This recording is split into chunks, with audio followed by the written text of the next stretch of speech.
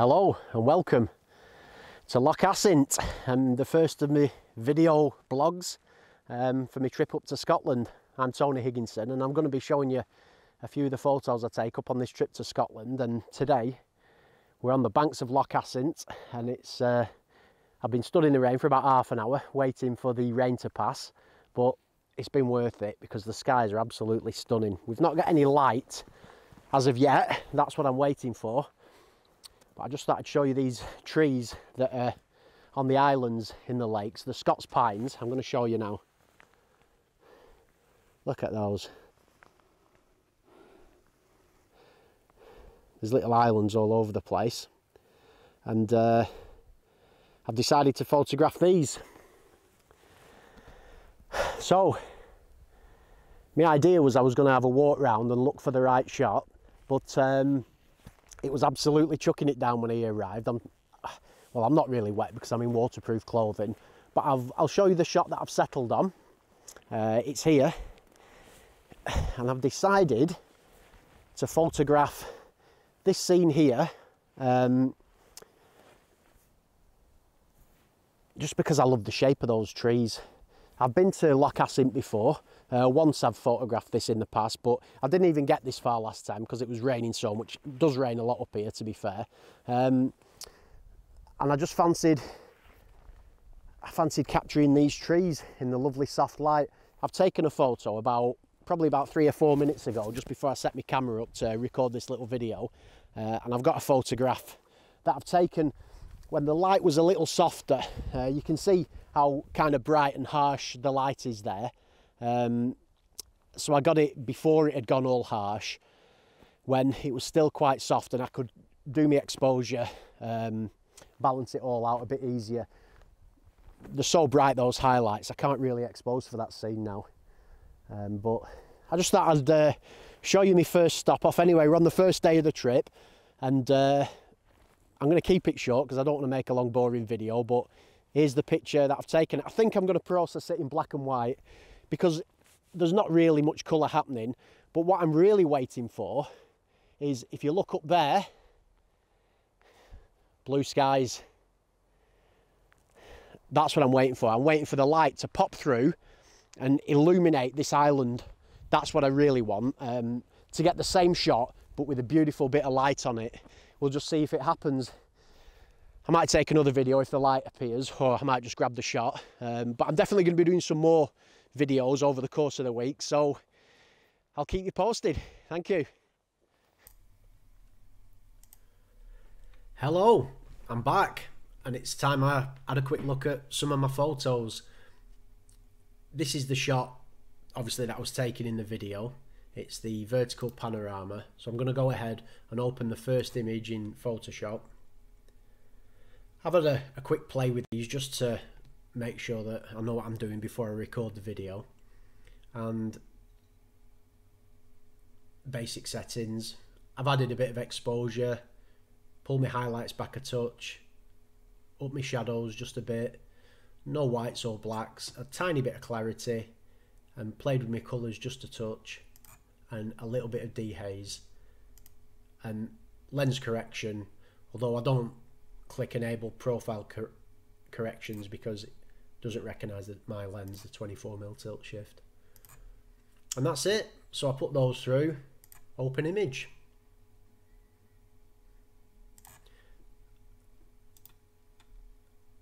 I do the same process, previous conversion, and that does the exact same conversion for all the images, so I don't have to go through, you know, changing and adjusting each one.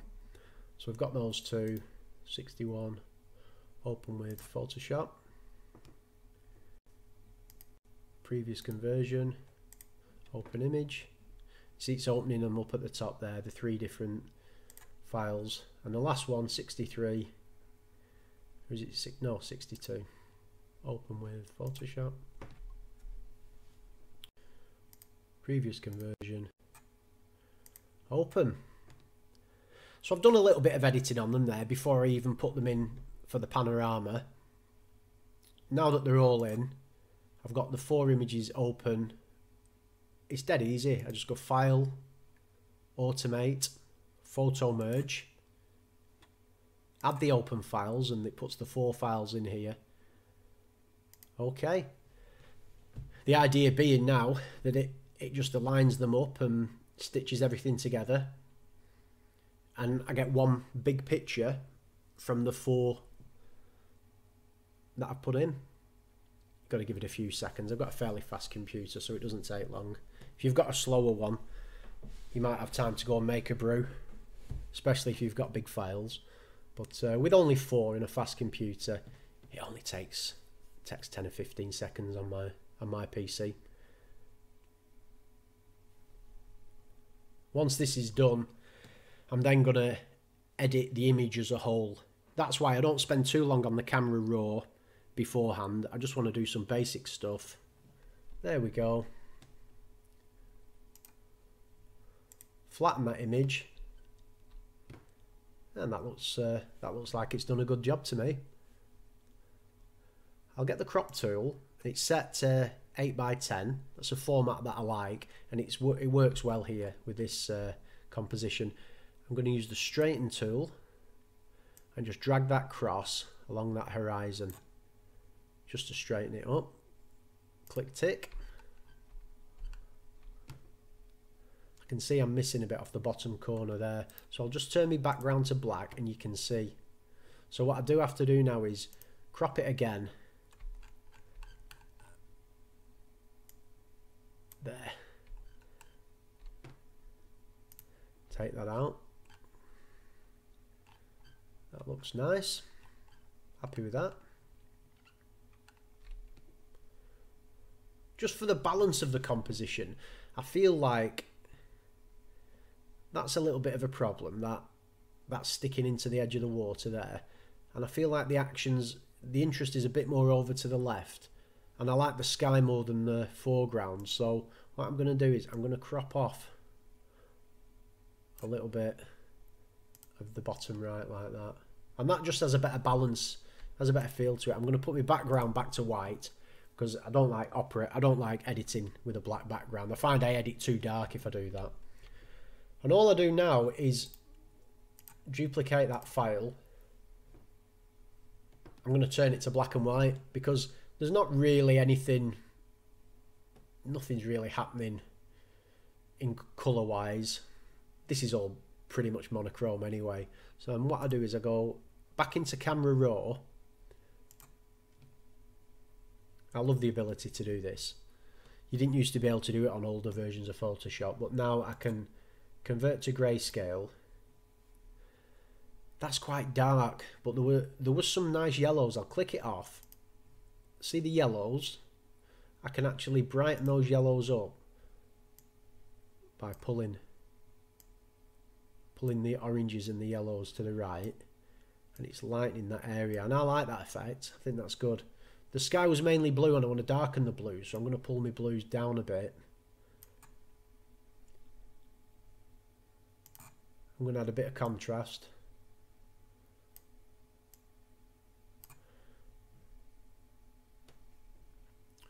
That's nice. I'm mainly looking at this foreground here, and yeah, I like that. So that's sort of my first round of edit, and that's editing the whole picture. And what I want to do now is I want to edit the sky and the foreground individually. It's something I do quite often. So I've duplicated it twice, and this edit now is purely going to be for the sky. Again, I go into camera raw and I'm ignoring all the foreground. I'm just looking at that sky and I want to give that a bit of extra punch. I'm going to add some contrast. Pull my shadows down a touch. I'm going to add a bit more dehaze. I don't want to go crazy and make a Ghostbusters sky like that. It's too much for me, that. But I do like that kind of texture. So I'm going quite heavy on the dehaze there. I'll bring the exposure down a touch. Push my highlights up. And that's really got some nice pop to it, that sky now. yet it's still clear. This is really important to me, that there's no major noise in that sky, because I don't want it to be, I want it to print basically. I want it to look nice in print. That's lovely. So that's good. I wasn't looking at the foreground for that picture, I was just looking at the sky. I'll now click the layer below, and I'm editing just for the grass and this sort of area. Again, in camera raw.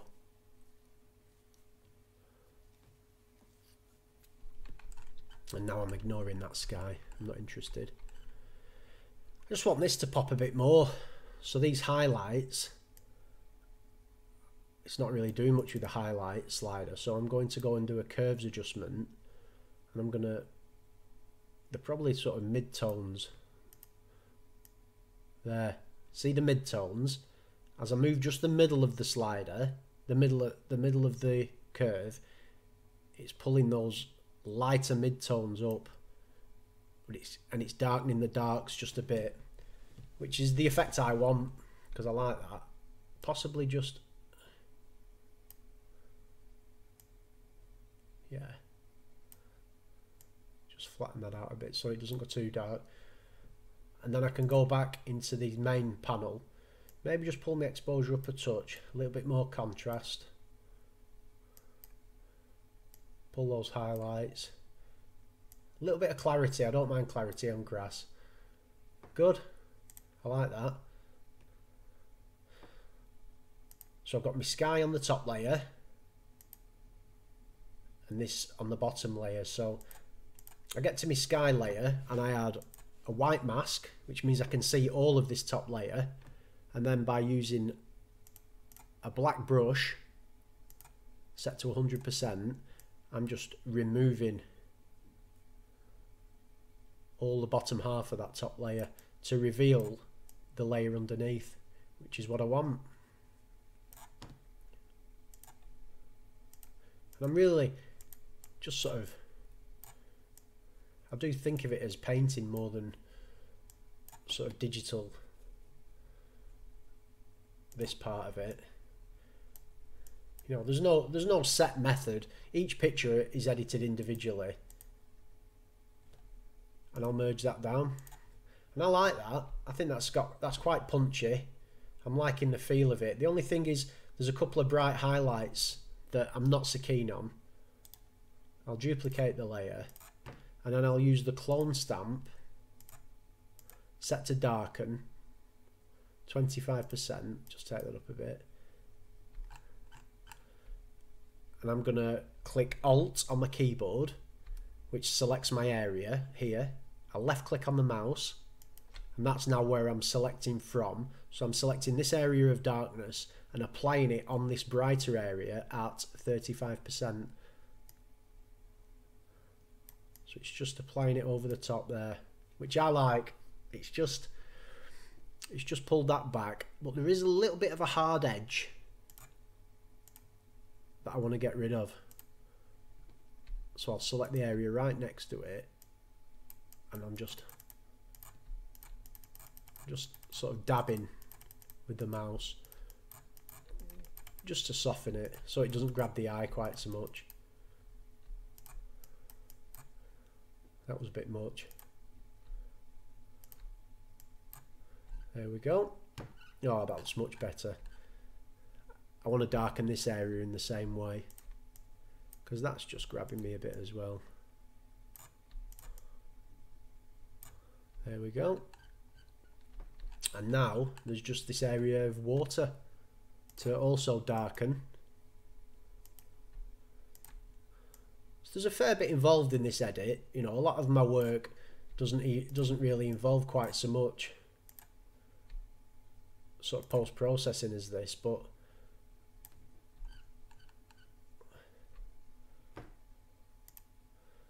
that's nice. I like that. I think that's looking good for me. Definitely better with those highlights gone. So I'll delete that layer below. And I'll just now put it back into camera raw one time. So I'll duplicate the layer. Back into camera raw. And if anything, it's just a little bit dark. I like quite high key pictures. This is never going to be a high key picture, but I think it can be a little lighter. I like that.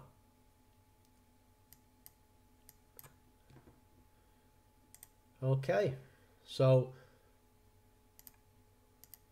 yeah, definitely. I prefer that lighter version that's not grabbing me so much.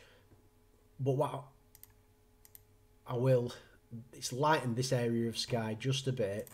So I'll add another mask. I'm at 27%. And I'll just paint some of that sky out. Yeah, definitely prefer that. I quite like that dark sky. Lovely. And that's my finished edit. Merge that down. And if I go back to the original, I mean, and remember, I'd already applied my initial camera raw edits on that. So that's not completely unedited, but that's sort of the finished version. And next to your original, an edited version, a processed version, it can look a bit overcooked like that. Next to that, that looks a little overcooked, and that is often the case. But when you see it without the original version, it just looks good. One way of dealing with that, because obviously I kept that original version here, is I've duplicated it, and I can reduce the opacity of this edited image and let some of that lower image here shine through. And this is something I often do. So in my opacity here, I can reduce my opacity, and as I reduce it, it lets the image below shine through. So I can decide how much I want to let that original shine through, just to make it a little bit, take it back a bit so it doesn't look quite so heavily worked. 78%, because I still want the majority of what I've done to show. But that's a little bit more natural for me now, and I prefer it. So I'm glad I knocked that back.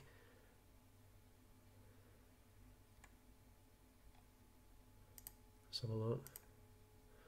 I like that. That's good, and I'm happy with it. So I'll go around and clean up a few of the dust spots. See that sky? See how clean the sky is? There's no noise in that sky at all. So this image will be, there's no banding at all, there's no noise. So it can be printed large as a lovely fine art print.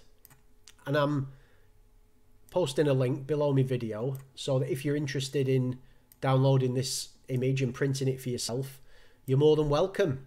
I love the idea of having my work printed and people hanging it on the walls.